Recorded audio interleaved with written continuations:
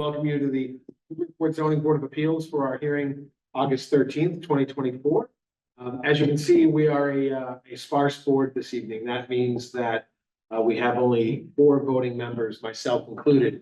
Under our rules and our quorum, that essentially means that anyone going forward this evening in your application would need to have a unanimous yes vote by all of the members you see seated up here in order for your application to be successful. So I know that everyone's been alerted to sort of a minimum board for this evening. If there's anyone who wishes to request a fuller board or an evening with more members or all of the members, you still have an opportunity to do so. And if not, forever hold your peace, right? So I will give everyone an opportunity before we call each application. If you do wish to request a continuance, you have until the moment we start things to make that request.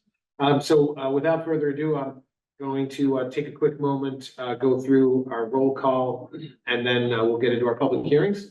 And it's a short room and it's kind of a short agenda. So I will try to be as brief as possible, and we'll just go through a quick lay of the land on what to expect in case this is the first time you've been to a hearing. I see many in the room who are certainly very aware of how these meetings run, but I'll just go through a quick snapshot of what we'll do and then get started.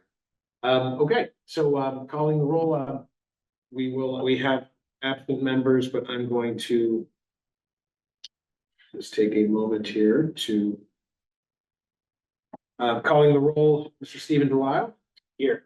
Mr. Ken Swanton absent. Mr. Walter Buchanan here. Gregory Bennick is absent. Ms. Lynn Scow absent. Mr. Larry Gint present. And Rob Champenny, I'm present. That is 4 present. That is a minimum board. We do have a quorum. Our 4 voting members, if it isn't obvious, is the 4. That's sort of the legal criteria.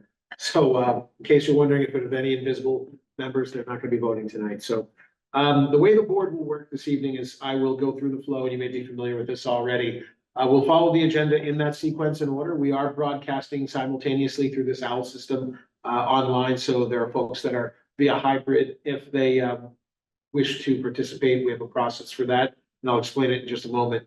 We'll start by announcing the application. I'll describe the application in sequence, and then describe the application's address, the applicant, and then a description of what relief is being sought, either a special permit for nonconformities, or variance, or all of the above, or several of the above. All of that will be described, and then finally, just in very natural language, specifically what an applicant is seeking, just so that you don't have to understand the zoning code in order to know exactly what an applicant's looking to do. Things like to construct an addition here, or to expand a porch there, whatever the case may be. Once I read the legal notice, we will open it up to the applicant or the applicant's representative. We ask, as is often the case, because we're broadcasting, we ask that you kindly take the podium, and the application will be presented. Once the application is fully presented, we will close that first portion of the hearing and go to public comment. Public comment is when anyone in the room or online can speak in connection with an application. You needn't be for or against, though you're welcome to say you're for or against, but make no mistake, you don't have to raise your hand during the pro call, the pro call or the con call. You can just simply stand up, come to the podium, give us your name and address. Our keeper of the minutes, Ms. Gretchen Joy, is also remotely taking down all of the notes. So in order to have a clear record, we ask that you kindly take the podium, give your name and address. Then we ask that you limit your remarks to about 2 minutes. We have discretion. I'll give you a high sign and a warning sign if it seems to be going long. We try to be courteous, but that's sort of how the process works. And give us your thoughts, whether pro, con, or none of the above. Just feel free to let us know what you think. I will go in the room with a show of hands, and then we will do an online rotation to see if there's anyone online that wishes to speak. If anyone is watching and logged on online, you simply need to raise your hand virtually by clicking the button on your Zoom screen, and we will unmute your mic. We ask you to do the same. Just give us your name and address.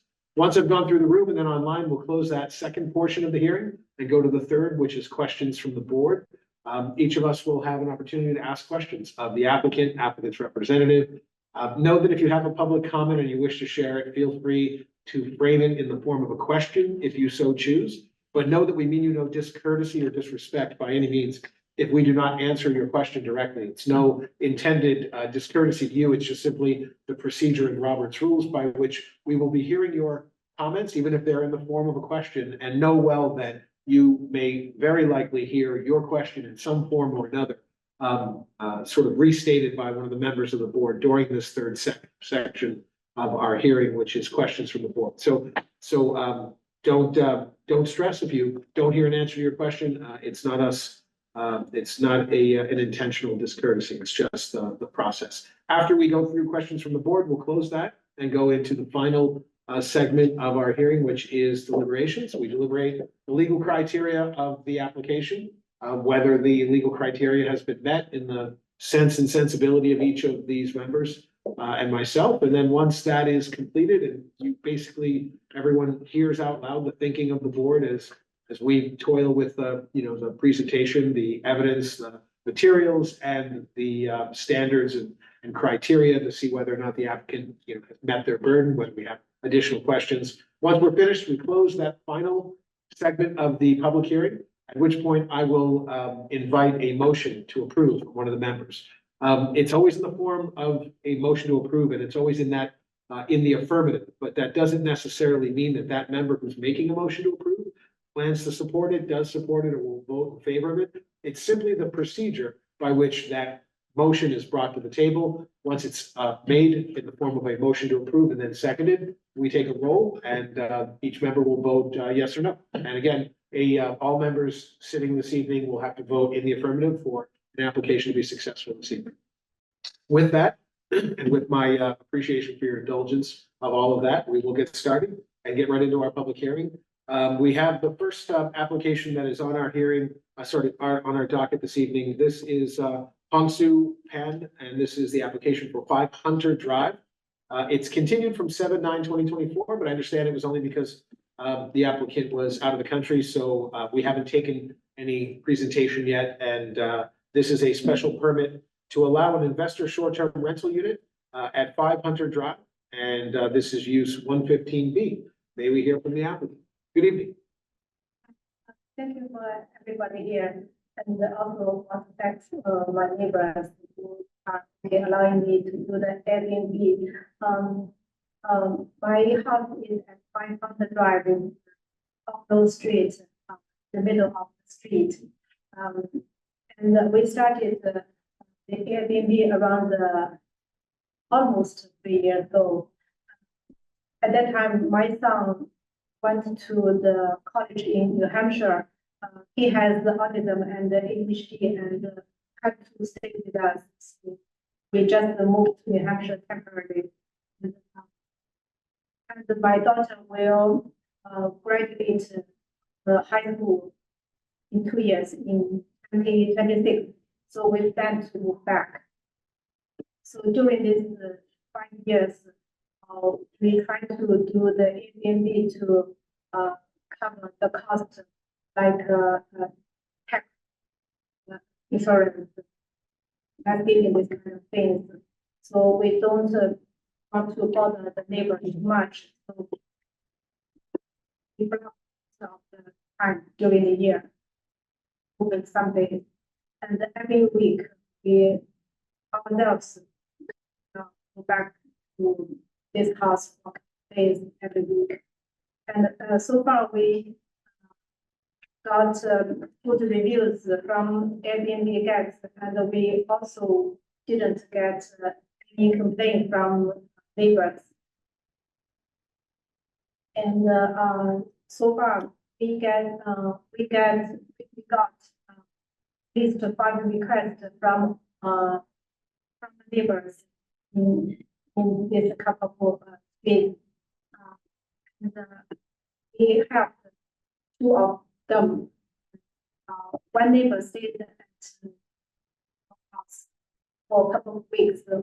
Last winter, when their house got water pipe burst, the other neighbor, her family member came from other states. They get family gathering every year, so they also stay with us. So I'm glad to have the opportunity to help neighbors. So yeah, basically that's it. We just want to do as little renting as possible, just to cover the cost. And also we plan to move back in 2026. My daughter lives in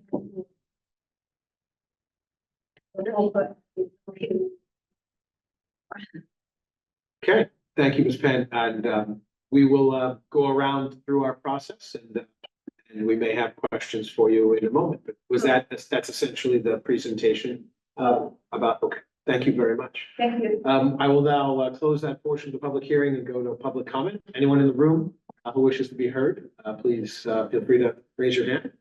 Seeing no hands in the room, we'll go online. Do we see anything online?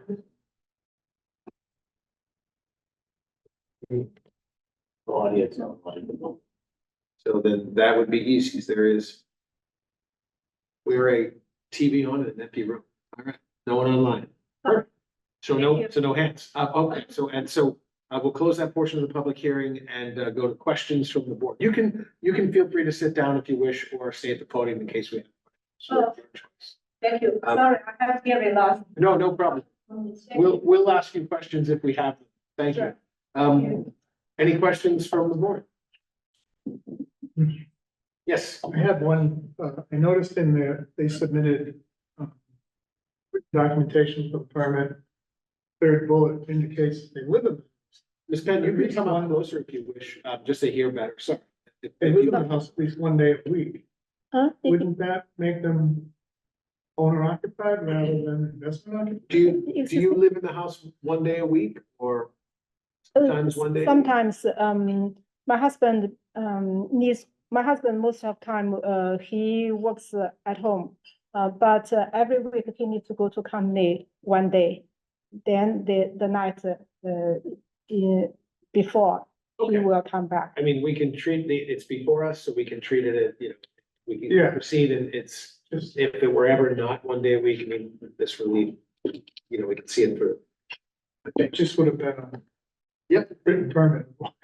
True. Right, okay, no other questions, thank you. Any other questions? I have one question. Huh? It's three bedroom, three Uh, parking spaces. Our driveway is very big. It's good for 6 cars. Oh, okay. Yeah. Yeah, 3 bedrooms. Thank you. Thank you. You're welcome. Thank you. Any other questions? I have no other questions. Thank you, Ms. Pan. We will close questions from the board, and go into deliberations. Again, we're deliberating the criteria for a special permit to allow an investor short-term rental unit at 500 Drive. Who wants to kick off? You want to go over the 9 bullet points? We don't have to state them, but you're welcome to. We can incorporate by reference. But we kind of talked about that in the interest of sort of efficiencies. Since everything's online and published, we can simply make reference to them, or if you find that one isn't met in your estimation, you can say, hey, all but this one I'm having trouble with, or anything in between. Yeah. I'll start then, just by reference, the 9 bullets that we usually review seem to all be met. So I don't see a problem there. The only thing I did notice, there was one letter asking that the board reconsider short-term rental units in a neighborhood. With that said, I think Yeah, I'm not sure we have that authority. we don't. I think our council has indicated that short-term rental units can exist in. Certainly, we can refer that letter to the council. No, I was just mentioning that it's in the packet. Yeah. I didn't want to ignore the person's submittal, Agreed. but I think that based on determination that residential areas can have STRUs under specific conditions. This one seems to meet it. I would be in favor of approving this. Thank you. Anyone else? Any further deliberations? It doesn't appear there's any law enforcement issues. Other the overall.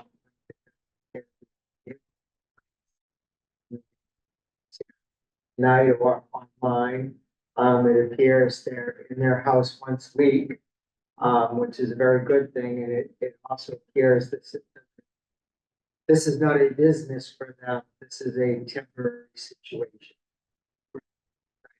Agreed, yeah.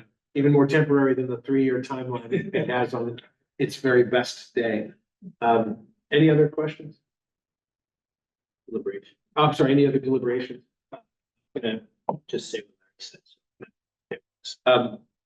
Question though, Ms. Pan, do you have, I should have asked this, do you have insurance on the property that has a rental rider? Yes. Okay, Yeah, I mean, Great. this, has a special inspection for that. Right? okay, Because I did the, I didn't. very good.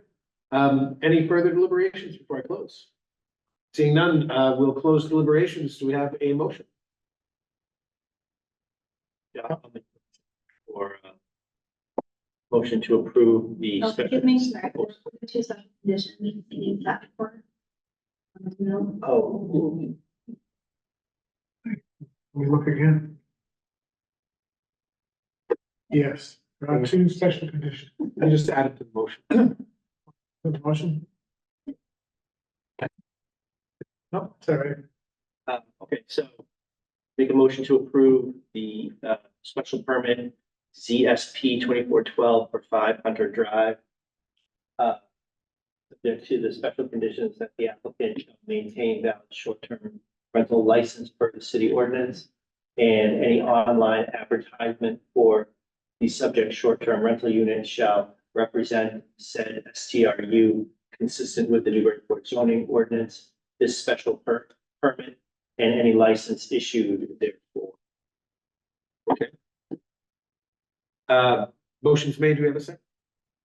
Mr. Ginta, motion's made by Mr. Delisle, seconded by Mr. Ginta, and included in the motion are the two special conditions. Calling the roll, Mr. Delisle. Yes. Mr. Shannon. Yes. Mr. Ginta. Yes. Rob Champetti, yes, that's 4 in the affirmative.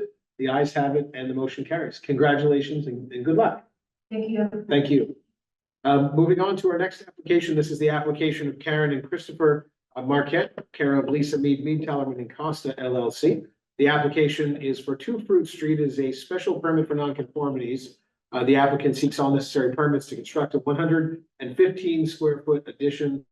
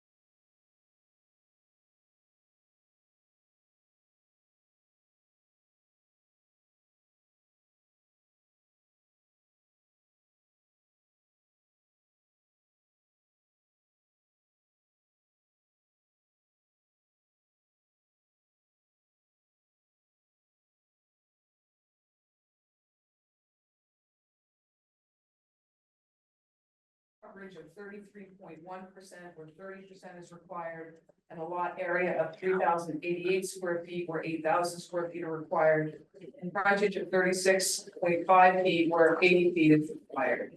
You could go to the next slide, please. The proposal would increase the non-conforming lot coverage to 36.8%, so that's a 3.7% increase for the 115 square foot addition. And extend the structure to the rear, into the rear yard setback by 0.6. Because when I show you in a minute, I'm gonna show you the site plan, there's actually an angle on the rear yard. And so even though the house lines up obviously with the edge of the current house, the non-conformity, because the line is at an angle, it's a 0.6. Otherwise, the proposed addition doesn't impact any other non-conformity. If you could do the next slide, please. So here's my maps, right across the top, you see that's Prospect Street. Fruit Street is right through the middle, and you can see the outline of, the structure, the half house. The right-hand side of this house is the Marquette side of the house. Next slide, please. And here is photographs, from the house. So you can see in the top left-hand photograph, you see where currently the L kind of corner and nook is in the back. That's where the proposed addition is gonna go. On the top right-hand, this is a view kind of from the corner of Prospect and Fruit Street. Bottom left, that's the side door, actually it's the front door, but it's on the side of the house, the main entry. And then on the bottom right is the back garden, which is where, right by where the addition's gonna go. Next. Here are other homes on Fruit Street. These are all Federalist. They all have similar double houses, not all of them, but many of them, very similar in make and size.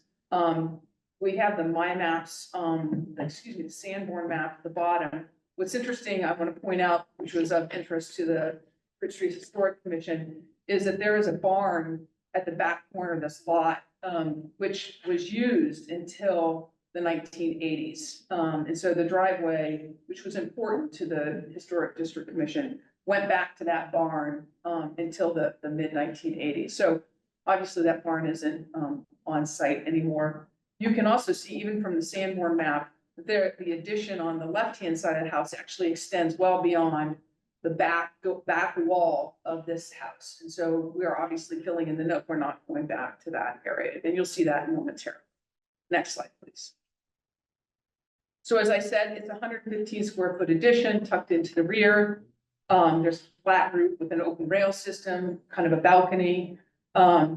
There are going to be some window replacements, 4 12-light windows with recessed panels on the east facade, a brick veneer on the foundation to match the existing, and then a 10-inch painted pilaster and coach light around the door to match the existing door, which we're going to talk about momentarily. Next slide, please. So here's the site plan. There's really not a lot going on here because the addition is quite small. You can see it in the peach color at the top. That's the 115 square foot addition. On this plan, you can see how the rear yard, the rear lot line goes at an angle. That's how we have that increase in the rear yard setback.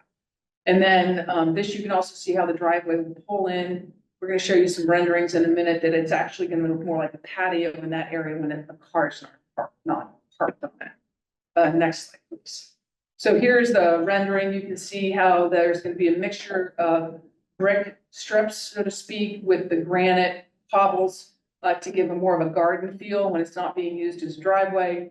And then you can see the 115 square foot addition on the left-hand side of the drawing where it's tucked in to the back and really not visible from Fruit Street. Next slide, please. So here's the existing condition and the elevations. You can see this addition was very plainly put on the rear of this house. Patrick has designed some nice detail that I'm going to show in a minute that really gives a more appropriate feel to both the top of this line and with new fascia boards and new side corner. So I'll go over that in a minute. Next slide, please. And here's the proposed. So you can see the proposed side lights the lights on the side, which match the carriage lights around the main door to the house. You can see the proposed new, wood shutters on the house that don't currently exist, that are appropriate in size and actually obviously is a condition of the Historic District Commission requirements. You can see the lights for for the new room, and then of course the terrace above. Next slide, please. So here are the front view, the existing front view on the left of Fruit Street, and then the existing rear on the right. What I want you to kind of pay attention to is that addition. See how it's a very plain shed roof?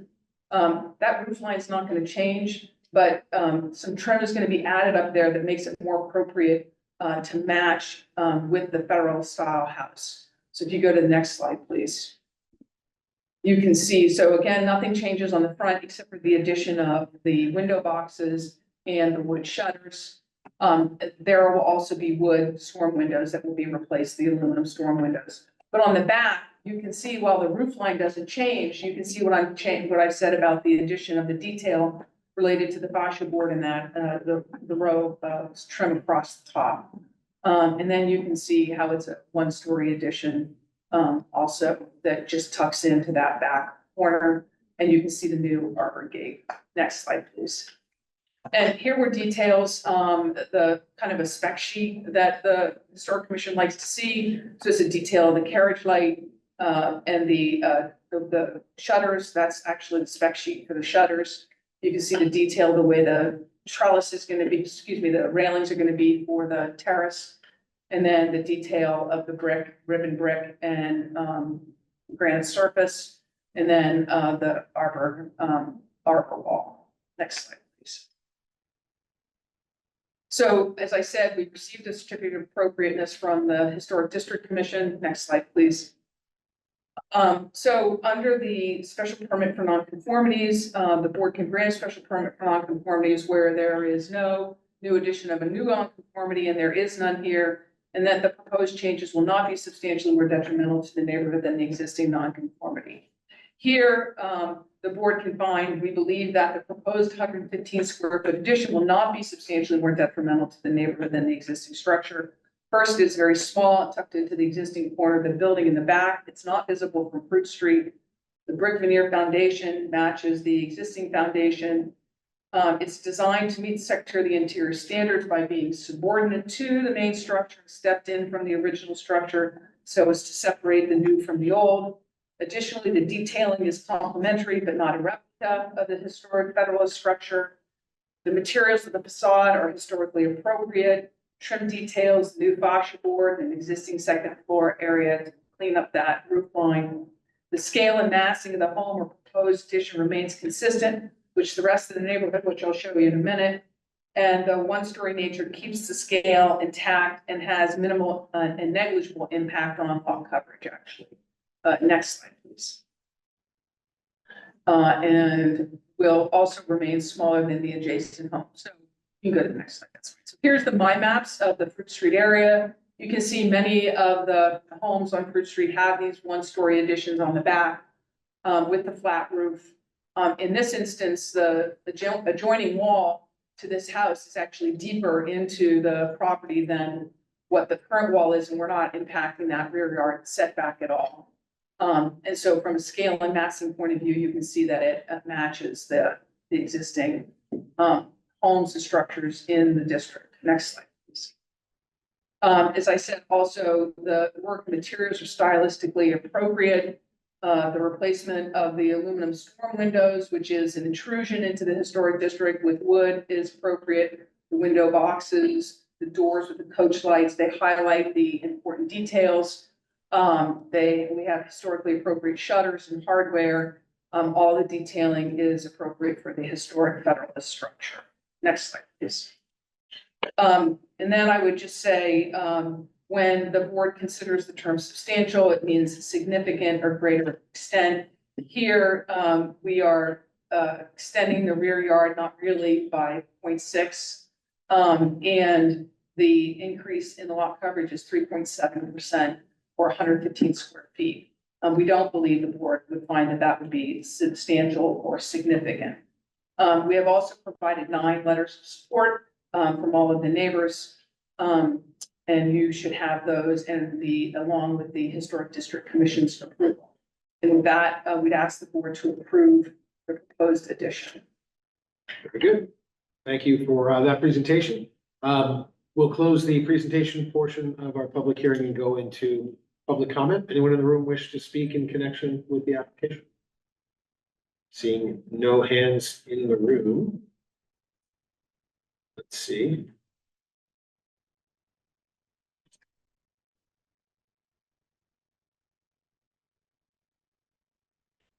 Do we have?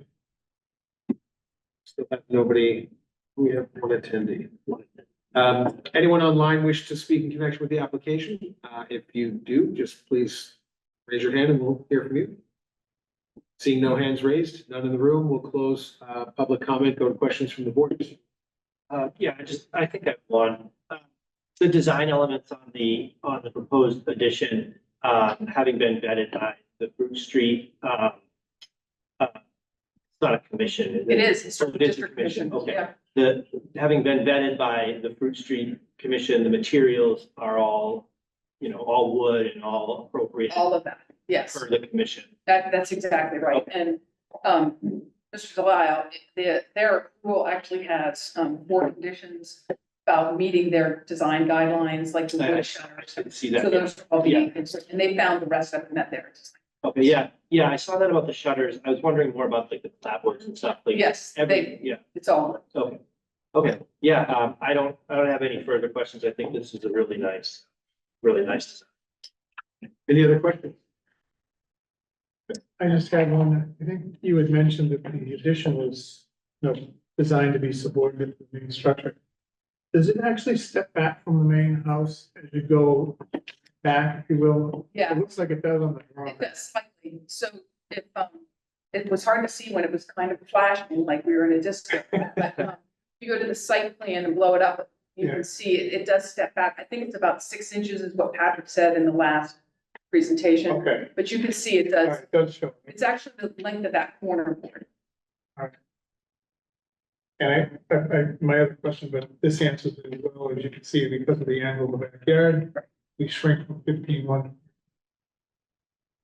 The last thing, I assume the drawings when they were submitted to the Fruit Street historical people had the balcony on it, Oh, and they were okay with it. yes, And I noticed the balcony faces 24 across that. And they were one of the letters of approval, that's so correct. balcony sometimes produces problems of themselves. This appears to be taken care of. No other questions, Chair. Thank All you. right, thank you. Any other questions? I've none either. Thank you. We'll close questions and go to deliberations. Who wants to deliberate the criteria? And again, you can make reference to it specifically or incorporate by criteria and who wishes to kick off? I'll start. We're just a special permit for non-conformity, so we have no new non-conformity. And I think for all the reasons that we were discussing, and from the presentation, there is no, this is not substantially more detrimental to the neighborhood than what currently exists. Really beautiful design, well thought out, so I can fully support this. I would just add to that, I think sometimes I'm not a fan of when we encroach into setbacks further. But I do think this is an unusually shaped lot. A very small encroachment on the setback is because it was a perfectly square lot. Nothing would have changed. Anything else? No, Anything, Larry? I support this. Design. Negative. Yeah, I agree. Unless there's anything further, close deliberations and do we have a motion? And any conditions? I'll make a motion to approve 2 Fruit Street, ZNC 24-25. As submitted, I don't see any special condition. Okay, motion is made by Mr. Chen and seconded by Mr. Ginta. Following the roll, Mr. Delat, Yes, And Mr. Shannon? Yes. Mr. Ginta? Yes. And Mr. Champetti, that's me. I vote yes.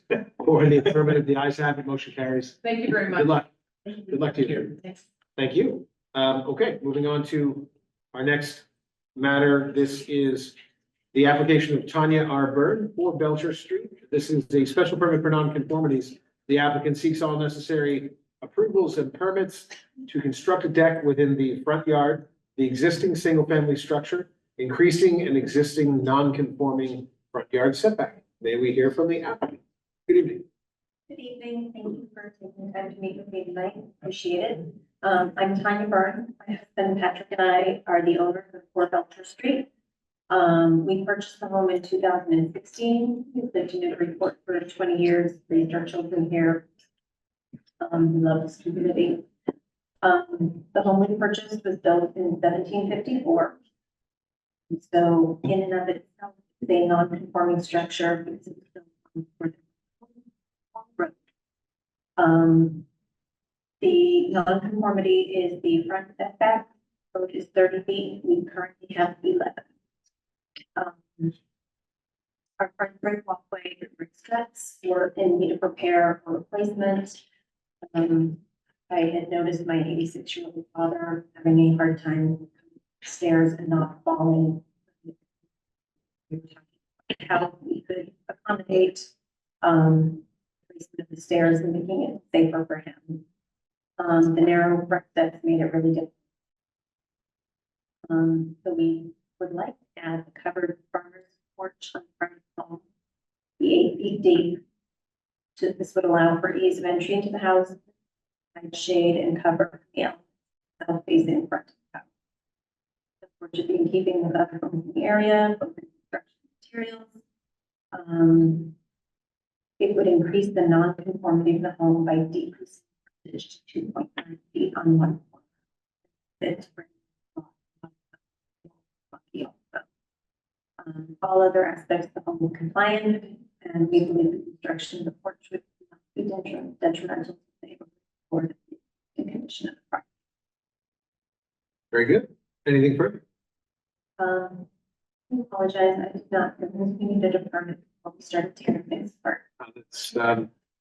That is not as unusual as you would think, but thank you. And we'll move through our process, and I appreciate your presentation. Okay, so we'll close the presentation portion of this hearing and go to public comment. Anyone in the room who wishes to speak in connection with the application?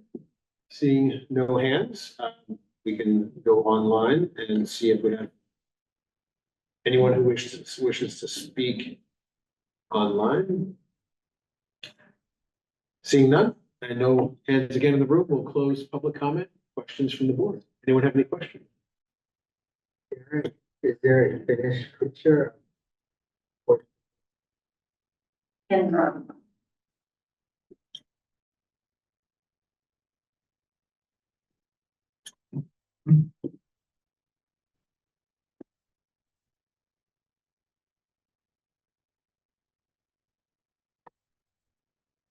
That's it. Any other questions from the board? Yeah. Do you have any feedback from your neighbors or anything like that? Have you talked to any of your neighbors about this or? I'll dovetail that into sort of my next question, which is you're on a really funky little corner thing. Could you sort of maybe explain how that works a little bit? And do you have any, you don't have any really, you kind of have neighbors across the street, but they're kind of far away. And then you have neighbors to the left and to the right. correct. Yeah. So, as you turn onto Belcher Street, the house on the corner is to Belcher. And it's actually in the process of being sold and new tenant owners are coming in. The current owner, Chase, was okay with it. He would be the next door neighbor. To the left, our house, kind of a wooded area. It actually did butt up against Mosley before we purchased it. When we purchased, the lot was subdivided, and the people who purchased that lot built the house facing the opposite direction. Even to wave over the fence, they're not. The side of the wooded lot, kind of don't even know how to describe it. They are set way back. So there's no one that really looks directly at us. With regard to the front, Mhm. that's on the little funky curve. So that's where you're going from 11 feet setback to the 2.9. Yeah, right. Right there. Yeah. There's really very little front yard to begin with. But the dark line is your property line, correct? Correct. And then that light line at the end of the walkway that's the street. Correct. right? Yeah. It's Unique. strange. Yeah. And so that area to the left is also kind of like wood, like It's a shrubs or Yeah, kind of exactly, like the trees. city owns it, it's just wooded area, they actually, had to cut through that to bring the water and electric into the lot next to it. Yeah, it's wooded, Really unique. yes. Okay, thank you. Yes, I had a couple, I took this look here, and if you look at the satellite views, the house is quite a ways from the street, it's not 11 feet, so there must be a, if you will, a right of way into the lawn. So I think this, although I understand it's on there, see how far back that is? That's Hunter. Anyways, is the addition, is it all addition, or is there a set of steps coming down that's encroaching on the setback? It'll be 2 steps, 2 steps, so is your 8-foot addition including the steps or excluding? the steps? Including, okay. But that 8-foot addition is exactly in the set. Yeah.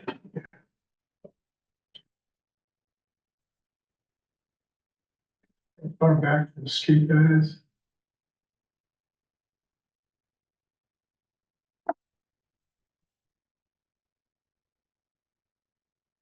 so the neighbors on the other side of Belcher Street, as you can see right at the bottom right of the street there. They have a concrete patio that goes right to the street too. I don't think they haven't said anything, they've just asked what we were doing. And the neighbors on the, just asked what we were doing and wondering when to be done.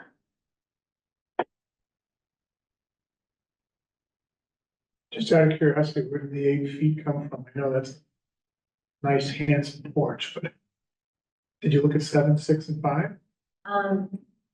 We would be willing to do 6, 8 would give us room to be in the forefront. Take a condition and coffee out there in the morning. That was the plan. I am not opposed to it, but that was my dream. No other questions, Chair. very good. And anything else? I've got no that haven't been addressed.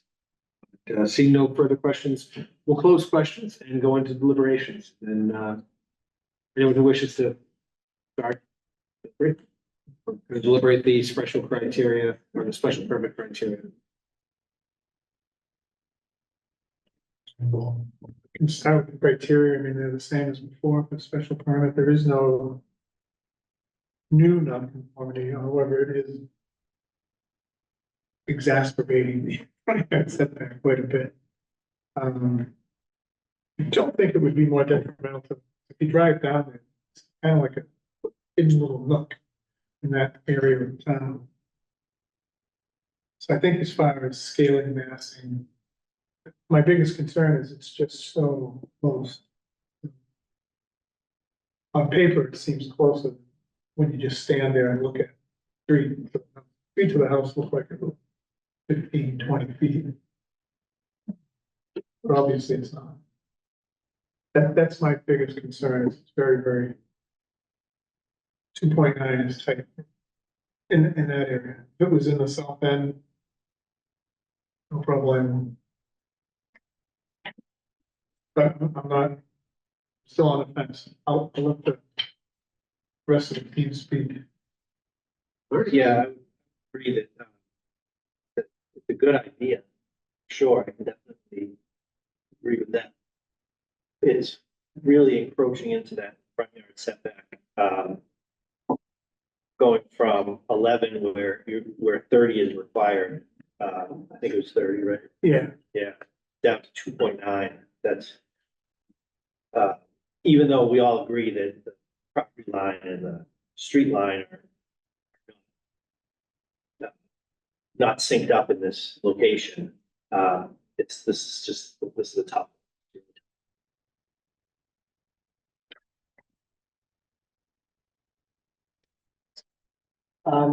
My thoughts are, is this appears to be a neighborhood built before zoning.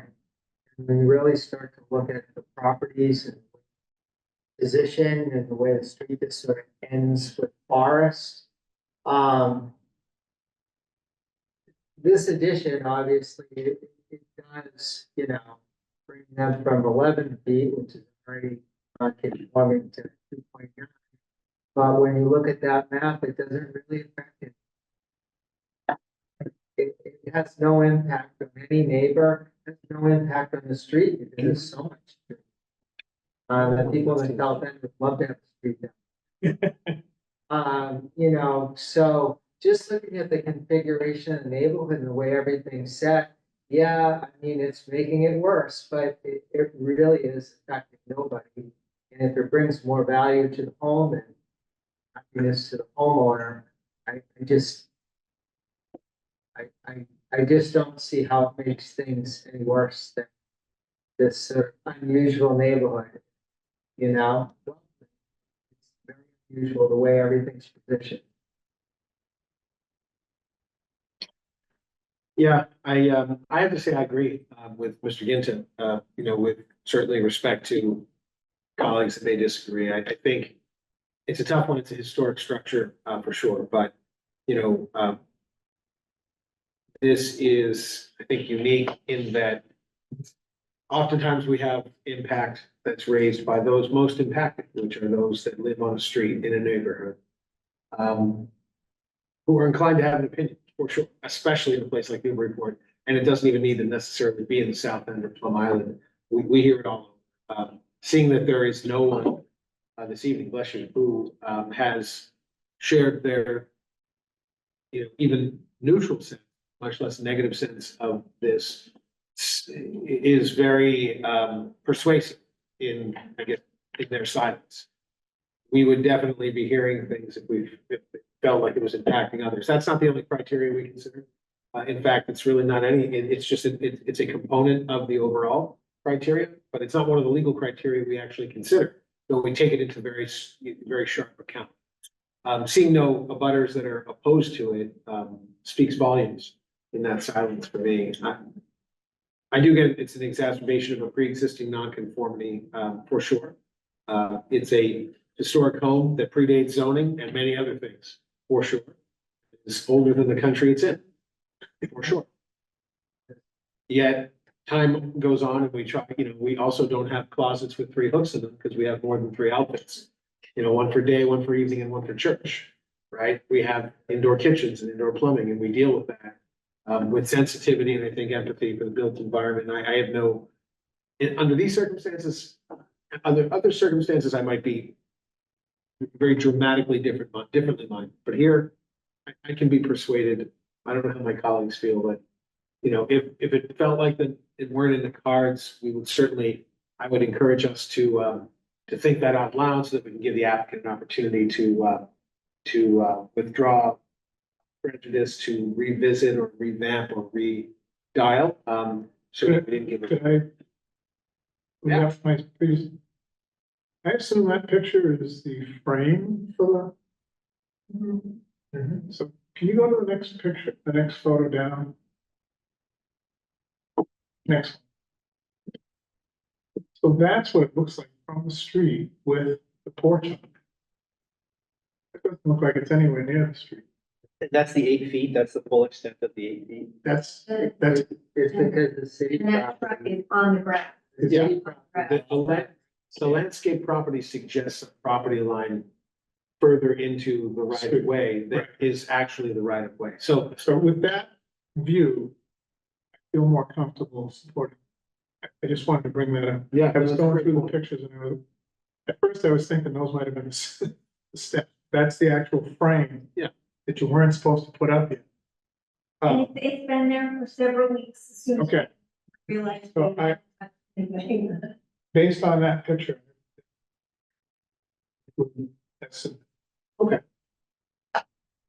Now, if it were a closed structure, would you feel different in that open porch? ooh, like it was a real true front addition, like a pump out. Yeah. Like, should we ask for that? Should it, Never enclose it. yeah, would be closed or something? Yeah, you know, think of it. Andy, is that something that we could do? Sorry, you could approve the enclosure, but that's not being proposed in this. No, No, to exclude. a condition that there would be no, Oh, there would be no. yeah, you could add verbiage that can. You could impose that condition if you wanted to, if you felt that was important. Would that be acceptable? Yes, I. You'd never enclose it? And you wouldn't rent the porch as an Airbnb? No need for that special condition.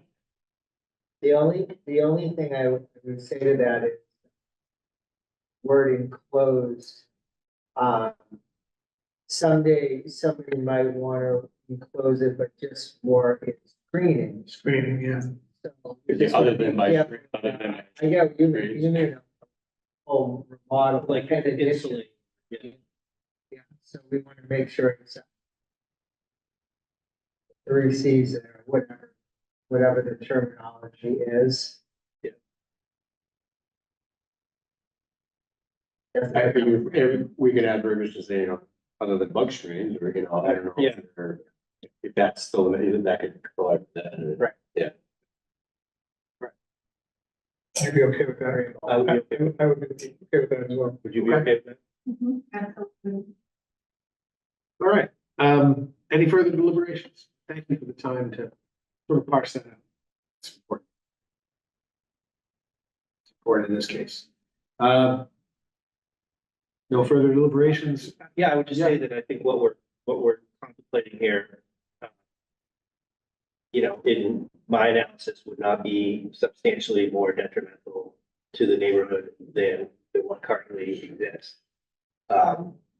In that the framing that we're looking at to kind of guide us doesn't exist for the purposes of this discussion, right? We have to think about the structure with no porch. And then say that adding that porch would not be substantially more detrimental to the neighborhood. All right, I will close deliberations and invite a motion to approve conditions. I'll make that motion. Make the motion to approve the special permit conformities for 4 Belcher Street, ZNC 24-26, with the condition that the porch not be enclosed, with the exception of fly screen. Okay, do we have a second? I'll second. Very good. Motion is made by Mr. Delisle and seconded by Mr. Shannon, calling the roll, Mr. Delisle. Yes. Mr. Shannon. Yes. Mr. Gibson. Yes. Rob Champetti, yes, that's 4 in the affirmative. The ayes have it, motion carries.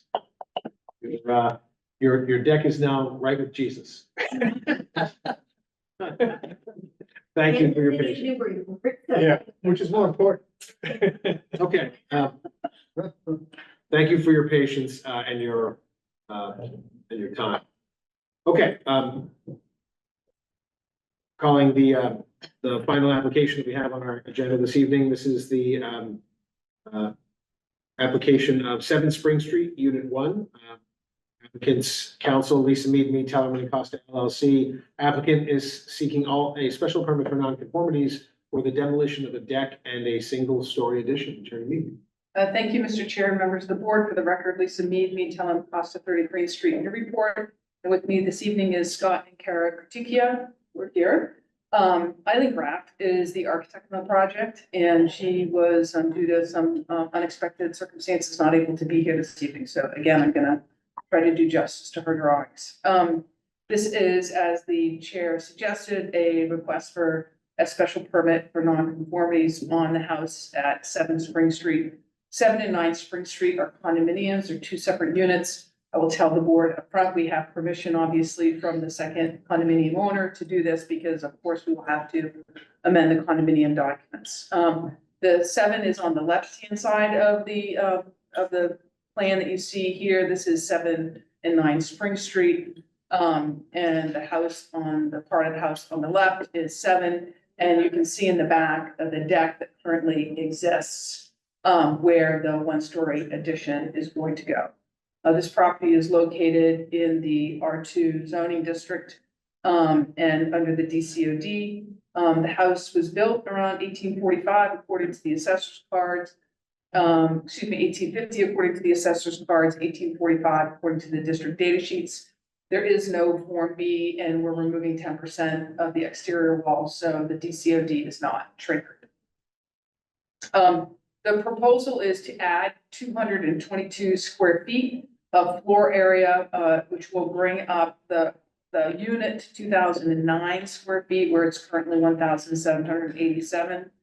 I will tell you that if you look at the deck itself is 117 square feet. So we're replacing the deck, and so the total floor area is 222 square feet, which is 105 square feet difference. The property has nonconformities for a lot area of 4,994, where 15,000 is required. 75.91 feet of frontage, where 120 is required. The lot coverage is non-conforming at 35.3%, or a maximum of 25% is allowed. The front yard setback is 4.3, where 25 feet is required. Right side setback is 11.7, where 20 feet is required. And the left side setback is 11.7, where 20 feet is required. And the rear setback is 21.6, where 25 is required. The applicant proposes to further extend the rear yard setback to 21.4. We'll show you that it's a slight increase when you see it. And then the lot coverage to 39.7. Again, just to be clear with the board, as you know, the deck currently doesn't count against lot coverage, but now the whole addition will count against lot coverage. So the actual lot coverage, if you will, footprint that's being increased is actually only 2.2%, because if you subtract the deck size from the square footage of the addition, that's what you get. Next slide, please. So, and next slide, please. So those are the changes. So here we have 7 Spring Street, as I said, there's the deck in the back, and you have 9 Spring Street on the back, on the right-hand side, which actually already has an addition on the back. Next slide, please. And here is the site plan, so you can actually see what's happening. So currently, we're going to 21.6, where it's currently 21.4. And that's because, again, there's a little bit of an angle there. So you can see the corner is the 21.4, but the rear is staying the same at 21.6. So it's, that corner has a little bit of a jog to it. And then you can see where the porch or the deck actually sits right now. And then the addition sits over that and is extended over the brick area on the left. And you can see on the right, where the center line of this unit is, Eileen has not taken the addition all the way over to the center line. There's currently a fence that runs between there, and there will be a gap that will continue to be there. On the left side, you can see there's a slight bump in. I think she would say it's about 6 inches in from the original structure, so it's bumped in on the rear as well. Next slide, please. So here's a front view of the house, 7 Spring Street on the left. Next slide, please. And here is from the back of the driveway, so you can see the entryway in the back. So this is the back of the driveway. Next slide, please. And here's the back of the house. You can see that fence that I was talking about. The addition won't quite go to. This is a very high deck. That's why it counts against the rear yard setback. But you can see now where the addition is proposed to go. The next slide, please. And then this is looking down the driveway at the existing garage. And next slide, please. So as I said, the proposal is to remove the deck, construct a single-story addition, maintain the roof line will be undisturbed. Siding and windows complement, but don't duplicate the existing structure. We're proposing horizontal boarding on the structure with a hung roof canopy, which we'll show you in a minute. And there's no changes to the front elevation of the house. In fact, it's very difficult to see this addition from Spring Street. Next slide. So here are Eileen's drawings. The existing are at the top. So we start with the left-hand side. Excuse me, so that's the side of the house, the left-hand side of the house. The bottom is the proposed, and you can see the one-story addition on the back that's being proposed. And you can see the horizontal boards, so it doesn't match exactly. It's not clapboards, they're literally horizontal boards. They're a little bit wider, according to Eileen. And then you can see the hang roof canopy over that door in the back, so you can see that as well. On the right-hand side, you have the rear elevation. And so at the top is the existing, so you can see where the porch and the stairs run off that back porch. On the bottom is the proposed condition. You can see the proposed addition. She maintains the windows top, so they continue to match everything. And then obviously to make the addition stand off a little bit and not match exactly the existing structure, you can see the windows that have been proposed to provide light into the back end of that house. Next slide, please. And so, actually, if you could go back one slide, please. Just as an aside, on the bottom right where it says A01, you see the drawing that has that's actually the left-hand side of this addition. So we wanted to make sure we showed you that on the left-hand side of the addition, there's no windows. Right. And so there was no reason to draw a left-hand elevation. So Eileen added the left-hand elevation. There's no windows. You're not gonna be able to see it. It's, up against the house, but that's what the left-hand elevation is. Thank you, Indy. And so then here's the front elevation. Obviously, there are no changes to the front elevation from the existing. So the board may grant a special permit, of course, where it finds that there are no new nonconformities, and here there are no new nonconformities. The next is that the proposed addition is not substantially more detrimental to the neighborhood than the existing condition. Here, the proposal is to add only 222 square feet of floor area. Again, as I said earlier, the existing deck is 117 square feet, so the difference in the coverage, so to speak, is 105 square feet. The proposed single-story addition will not be visible when viewing the structure straight on from the street, or even frankly from the side on Spring Street. The main roof line will not be disturbed. The siding and windows of the addition will complement, but not be a duplicate of the existing, but really complement the existing siding and windows. The rear setback will be extended by 0.2, as you saw in that one little, just because of the way the line is in the back.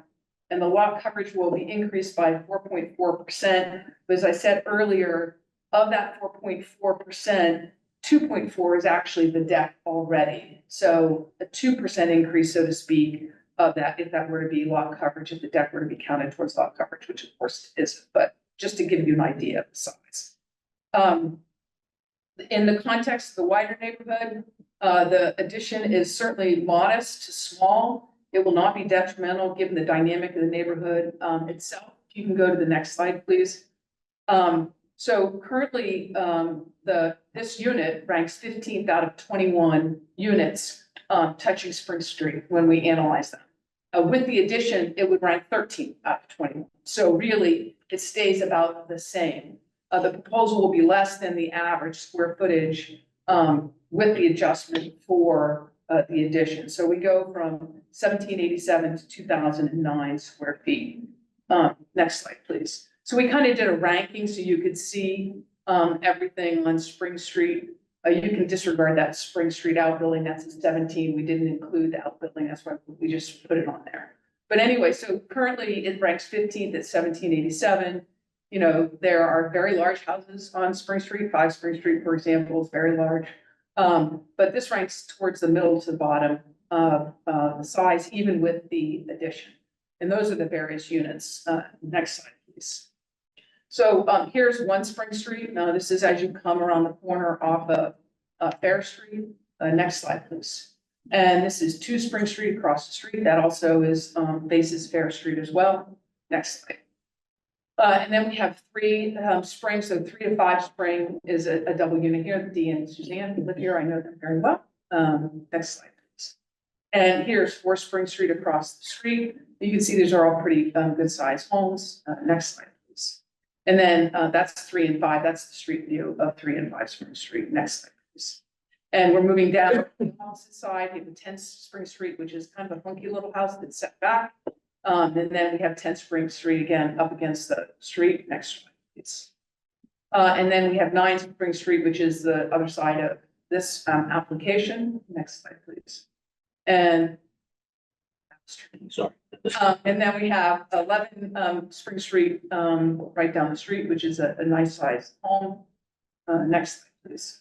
And then we have the row house 1218 Spring Street, which is probably one of my favorite row houses in the city of Newport. And then we have 10 Spring Street across the way, which are, they're all, you know, the 12 to 18 sizes are about what we're gonna have in the end here. Next slide, please. And then 13 Spring Street, on down the street, closer to Federal. Next. And 15 Spring Street. Next slide. 20, as you move on down the street. Next slide, please. And 24. Next slide. And then 40 and 30, 40 Fair and 30 Essex, which are at the base of Spring Street. Next slide, please. And then there's the other shot of next slide. And then 19 Spring and 50 Federal, those face Federal, but have a side on Spring Street. Next slide. And there's the other side. Next slide. So with that, we think that we've shown you that the house is still about the same size as it was before. It falls about in the same range. It's not going to be some gigantic thing. It's a modest addition at that. And certainly the board can find that it's not substantially more detrimental to the neighborhood than the existing conditions. The applicants have provided letters of support from their immediate neighbors, and of course, obviously, 7 Spring Street, and then Dee and Suzanne at 3 and 5 Spring Street, as well as 11 Spring Street. And that, I'm happy to answer any questions. We'll close that portion of the public hearing. There are questions from the audience. Anyone wish to speak in connection with the application? Seeing no hands in the room and no hands online. Nobody online. We'll close public comment. Questions from the board? Any questions? You spoke a couple times about the lot coverage. And that seems okay to me. Question I had for you was regarding the open space, because you're ending up right at 40% on the open space. And is that to tuck you in under the wire? Is that the sacrifice of that 6-foot portion of the driveway? Yeah, thank you for pointing that out. I didn't, yeah, so we're gonna remove part of the driveway in And then order that to. becomes like plantings or Right. whatever, grass. Correct. I think they'll probably, but yes, it'll be some kind of vegetation. Okay, and that gets you under the wire on that. That's correct. All right, thank you. Yeah. Any other questions? I have none either. We'll close questions from the board and go into deliberations. We'll deliberating the special permit for special permit criteria for non-conformity. So let's start off. Once again, we have no new non-conformities here, and we have a nice plan and a good presentation. I think it was very clear, and I think I have a good understanding of what's going to happen here. And I don't think that there's any way that this will be substantially more detrimental to the neighborhood than what currently exists. So I can support this. Anyone else? I have to agree. I'm a little concerned when I first saw this about the lot coverage. The open space is right on the money, and I know they had to tweak it to get it there. But, kudos for doing. I think it's imperative, obviously, that the homeowner next door on them also be on board with this. That's a big. So that said, again, great presentation. To the point where I didn't have any questions. I think it's a reasonable addition, somewhat modest, and I can support it. Larry, anything further? I do too. We will go ahead and close deliberations, and do we have a motion to approve it? If so, any conditions? I'll make motion to approve 7 Spring Street, Unit 1, ZNC 24-27. Submitted, does not appear to trigger the trees and sidewalks, special condition. Very good. Motion is made by Mr. Shannon. Any, do we have a second? Delisle, motion is made. Mr. Shannon, seconded by Mr. Delisle. Calling the roll, Mr. Delisle? Yes. Mr. Shannon? Yes. Mr. Ginta? Yes. Yes, that's 4 in the affirmative. The ayes have it, and the motion carries. Good luck to you. Thank you very much. Good evening. Okay, that concludes our public hearings for this evening, and we can close the public hearing section and go into business meeting. Do we have any comments on Gretchen's minutes from 7/23/2024? Any revisions or comments? Gretchen's with us online, right? Is she with us online? Okay, Gretchen, we have no comments or changes. Blessed be. Let's just move. Let's get out. Let's finish while we can. Should we approve them? We're gonna approve it. Make a motion to approve it. You started to say something. I got nervous. Like he said, there's a semicolon and an Aaron Jarrett. I like the color at first. There's an Aaron Jarrett. We're gonna get rid of that. All right, we have a motion to approve the minutes. So moved. All right, seconded. And all those in favor say aye. Ayes have it, and motion carries. Thank you, Gretchen. I don't have any updates. Andy, anything? No, I appreciate a very short meeting. I would note, I would have fiduciary duty, if nothing else, to just note to you two things probably on the radar, just so you're aware of them if you're not. Kmart, there's been discussion on redevelopment of the Kmart site. Right. What do we know about? What we know right now is it's somewhere between two, well, again, depending on what your questions are and where things go. Well, I mean, residential, commercial, mixed use? Residential, 200 to 212 units, right now is the discussion. There's simultaneous discussions with the city council zoning versus a so-called friendly 40B or 40B permit that would be a comprehensive permit to you as a board. The last time you had one was Woodman Way. Yep. And it's been quite a while, but I just wanted to note that to you that there's the possibility, we're not sure just yet, that redevelopment for residential. Again, there's other questions that come about with development, but if it may run its way to you as a comprehensive partner. So if you have any questions about that, let me know. Do we know who's bringing the potential application? We know that the landowner is involved, though I suspect there's a private development team. We're not heard all the details of that they will be coming forward as a, more as a housing developer, probably on the land that's owned by the right now we're coordinating with the landowner. Okay. 200 to 212 units, that would be the largest development since Woodman Way. How many stories? Right now, it's 4 stories. There's potential, depending on we haven't seen if there's an updated plans, potential for some portion of that maybe to be a bit.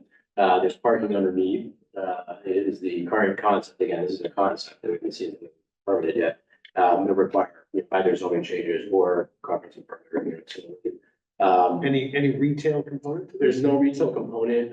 It has been a source of discussion actually, is loss of commercial space per se. I'll just say, and I've had this discussion about this before, I'm not bothered by having buildings that are solely residential, but I would be concerned if we make that a systemic pattern throughout the district, everything becomes all just, buildings of residential. That's not really a neighborhood. That's not creating, vibrant mixed use. So one thing that I would like to see, if at all possible, is trying to sculpt the first floor so it's at the ceiling height and the transparency. It's sort of designed in there as flexibility structurally, so we're not precluding the future. And perhaps at the 4-yard district, we've already sort of allowed it to unfold in the future there. Again, that was the idea over there. Can I ask one more question? Yeah. Are those rental or for sale units or are they? That is not, I don't have that answer yet. Yeah, we posited that question with Bell and Yeah. clarify. I think it's an important factor, but we haven't got it. Will these count towards the MBTA? They would. We're counted under 40B for the subsidized housing inventory, but technically for the MBTA communities, which we're actually addressing that through the expansion of 40 district elsewhere in the city by the train station. So this won't count to satisfy MBTA communities, but it would, depending on the nature of the affordable housing, if it's 25% or if it's rental, depending on the nature, if it's rental, all units in the building, that 25% would count. So it's a big difference if all of them are rentals than if they're all condos and only 25% of the report.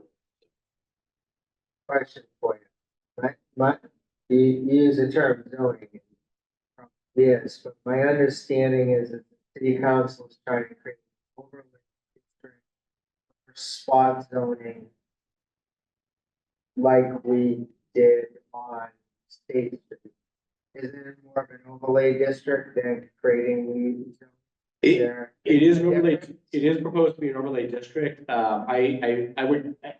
I put aside for a minute, we've had the discussion over the years about that the term spot zoning has been used a lot, but sometimes it's used too frequently. In essence, as long as the city council, through the discussion with the planning board and others involved, can make a rationale as to why that unique property, even if it's one parcel, has to have a different zoning of some nature for some reason, or redevelopment of some type that, is different than, say, the surrounding area. There can be a reason for that relatively small piece of land, one or two parcels. Brown School is one of them, Federal Street, properties were a couple of them.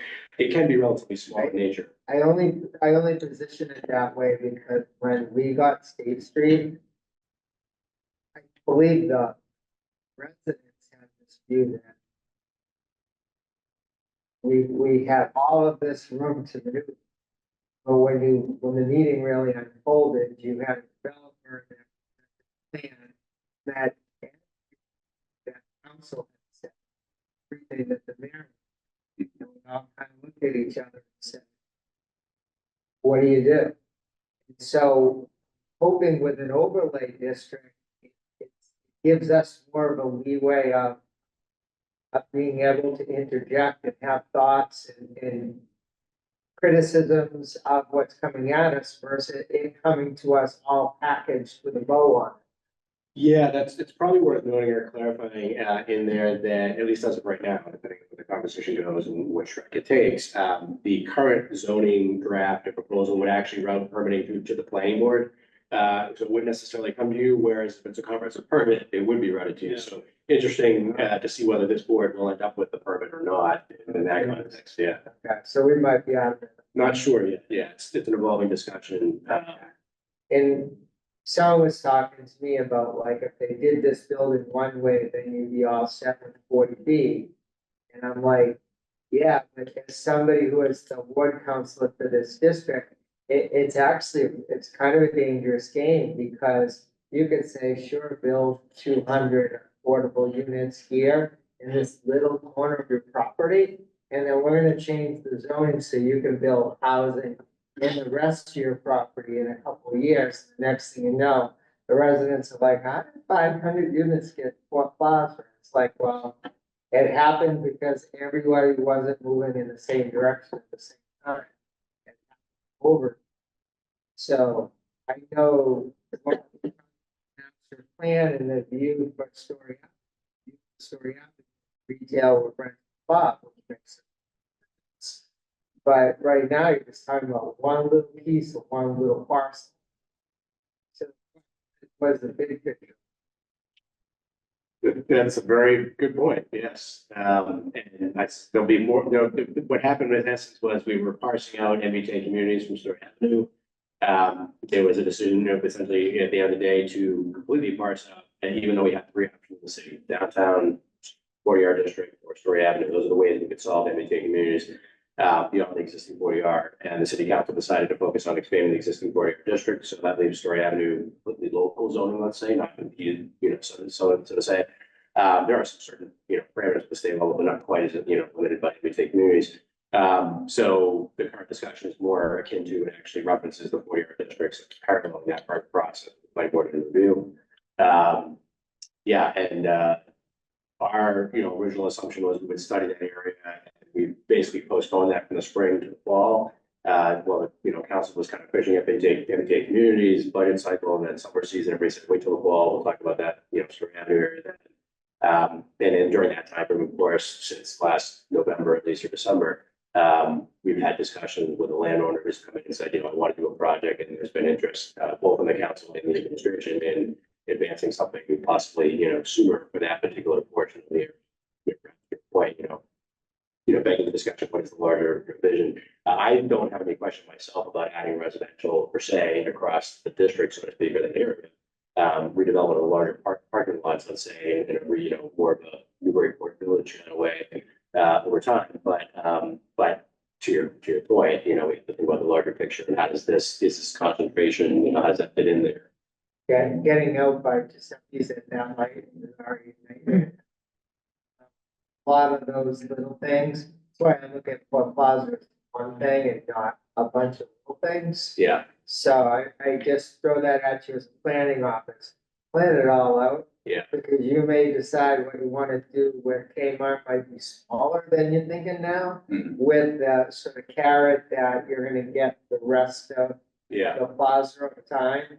But Mr. Kaplan will take it for everything you give it to. I think he's interested in the smallest parcel of the larger portfolio, being sort of carved out here for this piece. That's Right. Gives them the ability to do what Larry's saying later. Yeah, retain the rest of the commercial portfolio whatever it becomes, yeah. But again, I think that's, to your point, I guess to some degree, I think that's pretty well acknowledged to some degree, the council, across the planning board, and others, there's sort of an understanding that that's one of the judgment calls being made here at the end of the day.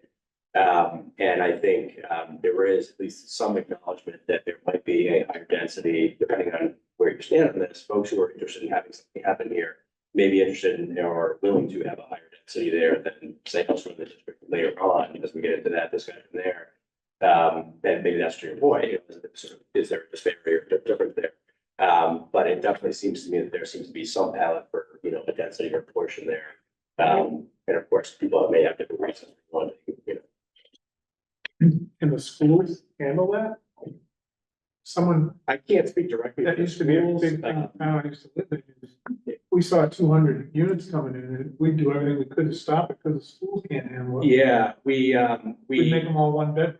we had started discussion, when we started looking at Story Avenue, we weren't sure where MBTA community was going, we had discussion with the school department about overall, school age children impact, and so forth, so we started that discussion. Essentially we got some initial feedback, not necessarily gonna be, a huge issue per se, at least not immediately. And then, but we didn't really close that loop completely because basically the numbers we were getting hadn't been running back to the school department center, 50 years down the road, all new people and new bedrooms and new kids, and there's a, broad brush assumption as to how many bedrooms that is in these units that are being built out, right? Because some of it's premised on zoning changes and things like that. Right. So it's a lot of hypotheticals to assume how many bedrooms the kids, but I think at the end of the day, the larger district, area would be a little more of an impact to the school department.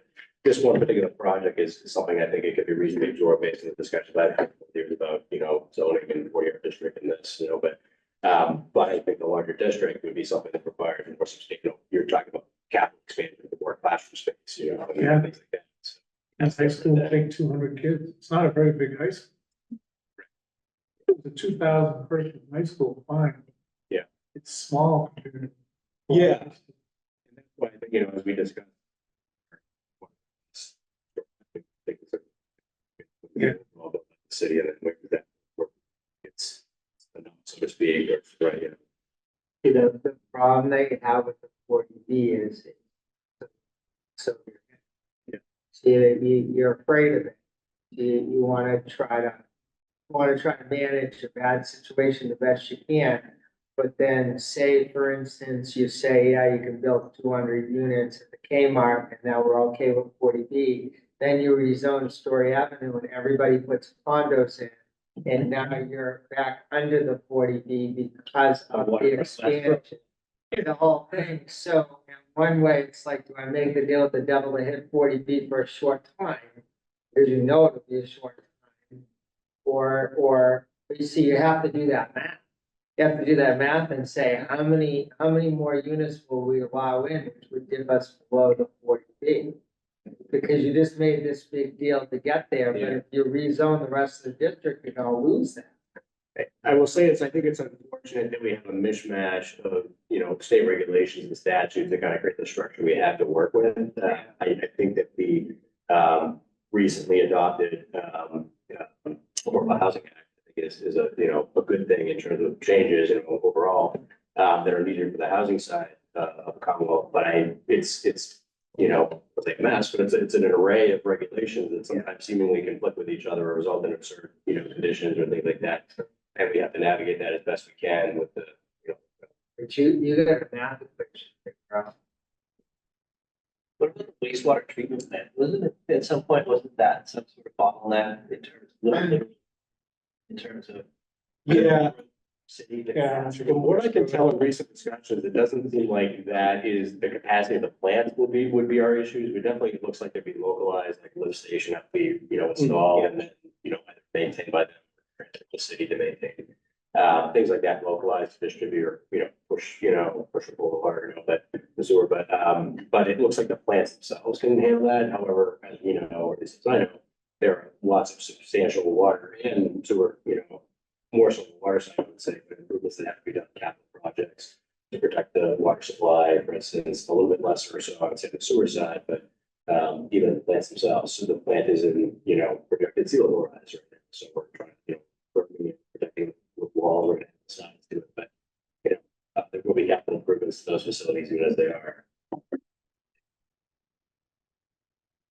Anyway, I didn't mean to, I just wanted you to know there was a possibility that that project might be coming to you. Of course, if there's more questions, Matt, that we are as prepared as possible, like any board that we have. The other thing was just when we'll get some more summary information to you. I think in our next meeting will be good, but because the Affordable Homes Act was passed, they'll just got the summary of the highlights. One thing is that accessory dwelling units or more will be 180 days or so, will be allowed with the Commonwealth.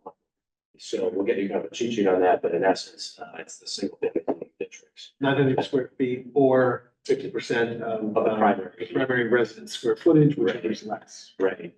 So, Single family and setbacks are accessory dwellings. I mean, it's gonna be accessory unit setbacks, 6 feet or what?